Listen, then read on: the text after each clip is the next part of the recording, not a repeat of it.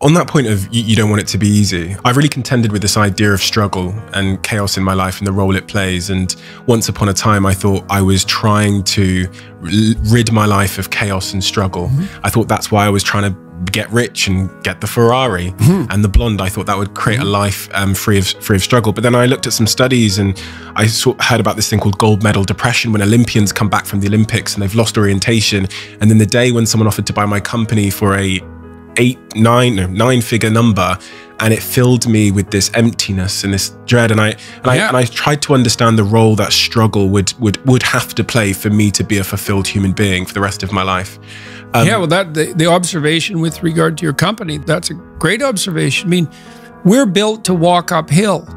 And when you reach the pinnacle of the hill, you want to stop and appreciate the vision. But the next thing you want is a higher hill in the distance, because it's the uphill climb that it's from the uphill climb that we derive our value. And I mean this technically.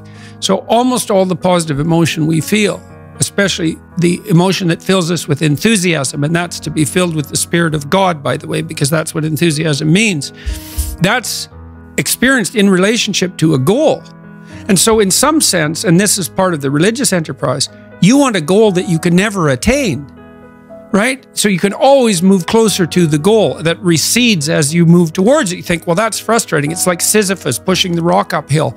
But it's not, because as you pursue that goal, you put yourself together and your life does get better and richer and more abundant. And that's why the highest levels of virtue and goal are in some sense transcendent.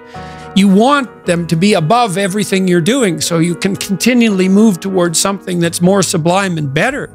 That's what you are. You're here to live, not to sleep.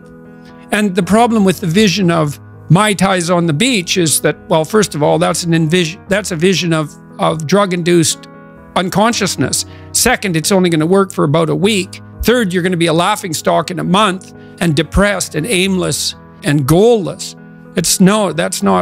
You want a horizon of ever-expanding possibility.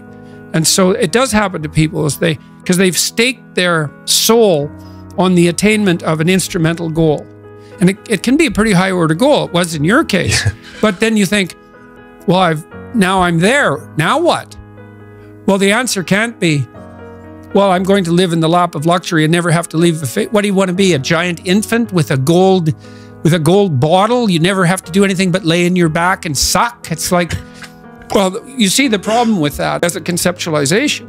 It's no, you want to be like an active warrior moving uphill with your sword in hand. And that's dynamic, that's exciting. And that's why so many young men disappear into video games. That's all acted out in the video game. So they have to act that out in their own life. Not that I despise video games, because I don't, but they're not a substitute for life. They might be good training under some conditions for life.